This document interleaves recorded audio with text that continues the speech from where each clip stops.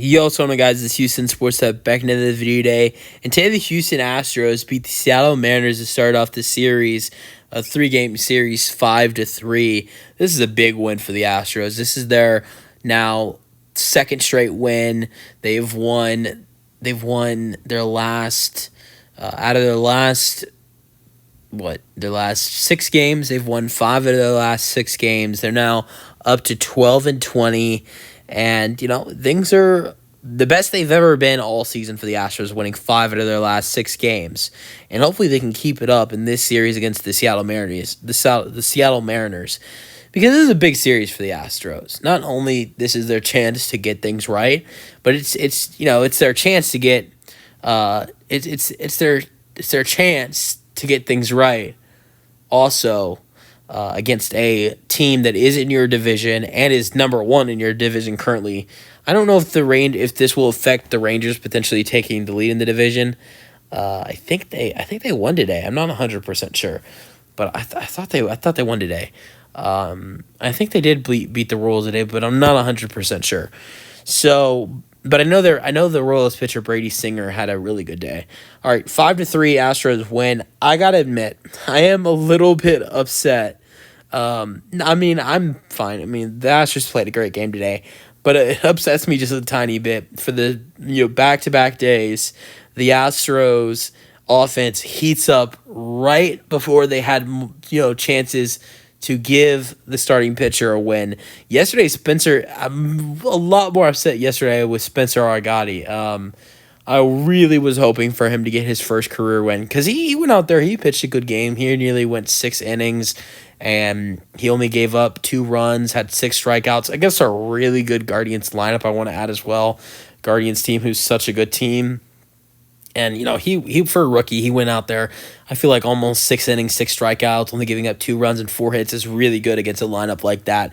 If you look at it, they have such a good lineup. So he pitched a really good game yesterday, and he had the chance to get his first win yesterday. And the Astros lineup had multiple chances to tie the game, take the lead when he was still pitching, and they couldn't do it. They had the bases loaded once. Bregman popped up. They had the runners on corners before. They had a runner on third with 2 outs. They had so many chances to hand. They really had the chance to hand Spencer Argotti his first win. It was so easy too. They had so many chances to knock in runs, and they didn't. And then Argotti comes out of the game. They bring in Taylor Scott. And then they just go crazy. John Singleton hits that 2-run home run. They had the 7th inning where they score 5 runs. And then I want to fast forward today where the Astros go up against the Mariners. Blanco pitched a great game. To be fact that he had such a good game today, we consider it his worst game of the season. This was his worst game of the year. First time he's given up 3 runs all year. He gave up 3 runs, went 6 innings though, giving up only 5 hits, 2 walks, 6 strikeouts. That's a great day, but that's his worst outing of the year.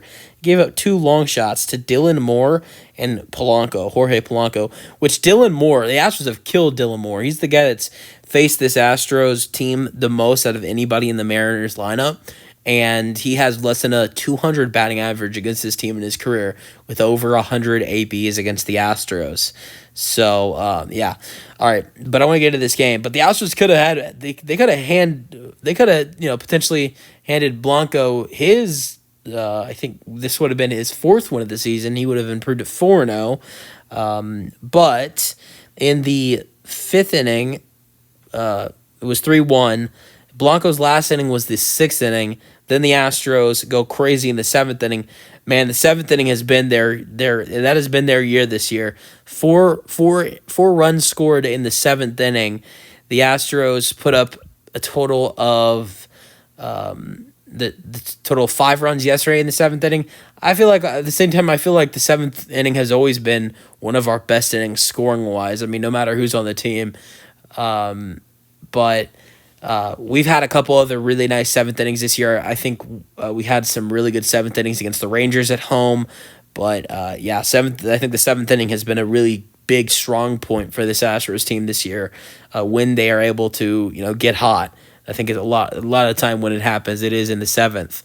but unfortunate for Blanco, he was not able to get the win. 5-3 is the final score. 7 hits for both teams. 1 error for the Mariners, which I think the error happened. I can't remember when the error happened. I don't know why I can't remember. It was off of a run. Pena scored on throwing error by catcher Cal Riley. That's how the Astros scored their second run of the ball game. And Myers to second, Diaz to third. So that was the error. Win goes to Seth Martinez. He's 2-2 on the year now, so his record is now 50 or 500.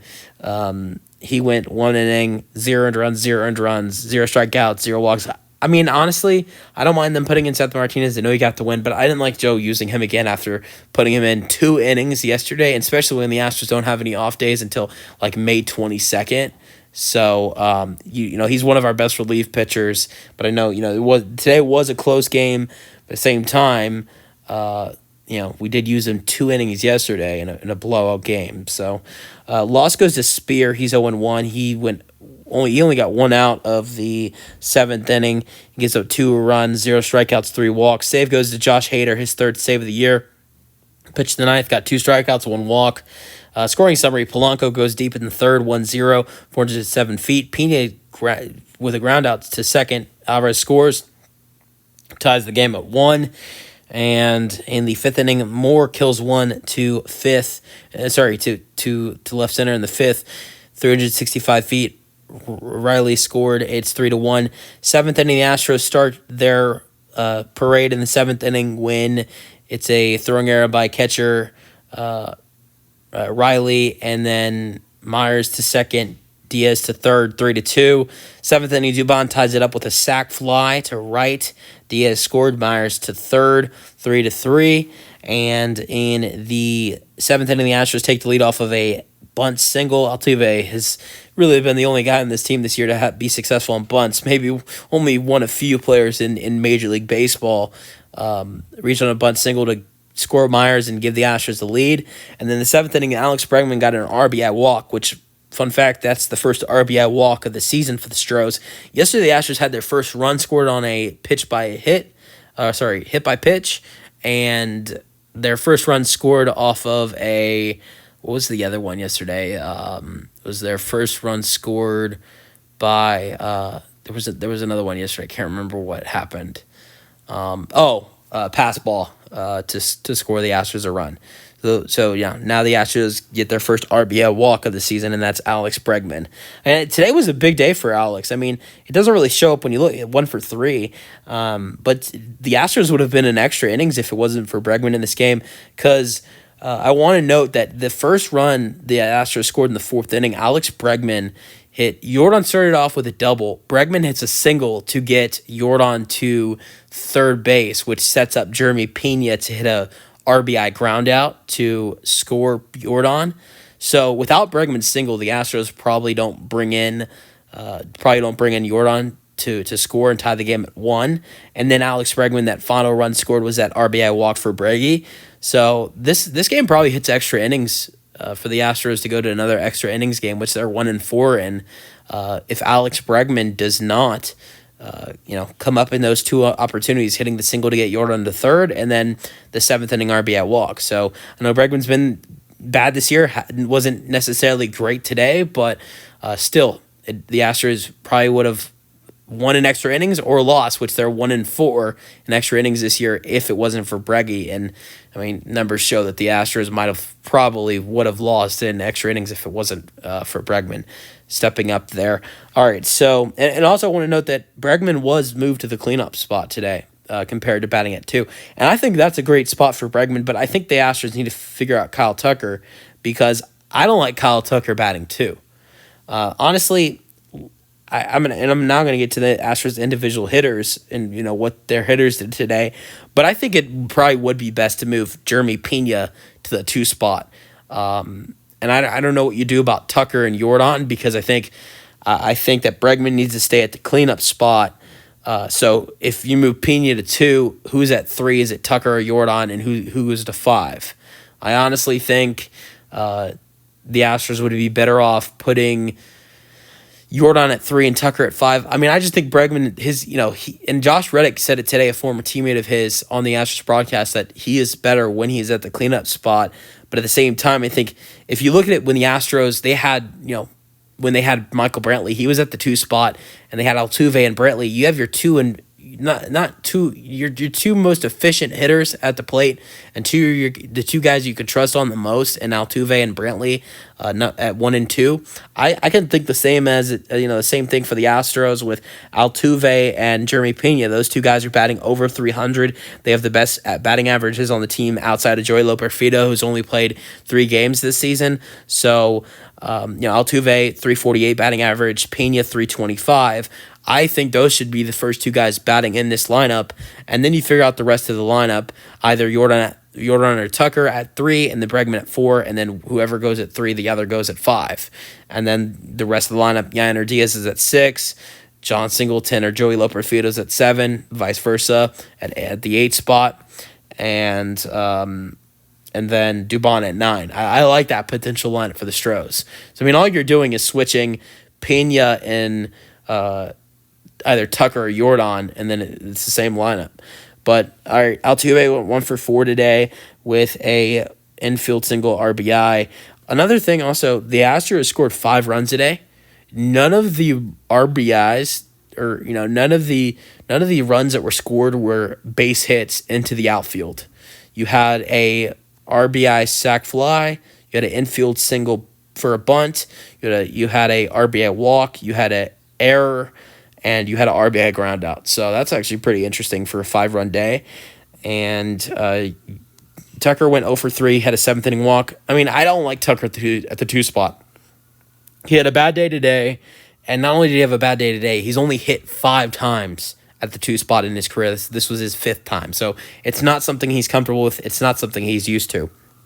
Jordan went 1 for 3 today with a 4th inning double, 7th inning walk to load the bases up, scored 1 run, a lot better than what we've been seeing for Jordan so far this season.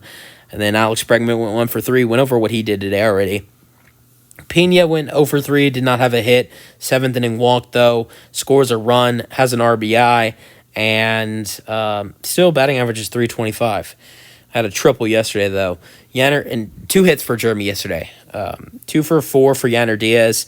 His first 2-hit game in a while. He had an infield single to first, Pena to second, and an 8th inning single to left. And then John Singleton, after his terrific day yesterday, going 2 for 3 with 3 RBIs and a home run, and having two home runs and 6 RBIs in the series against Cleveland. He goes 0 for 4. Tough day for him.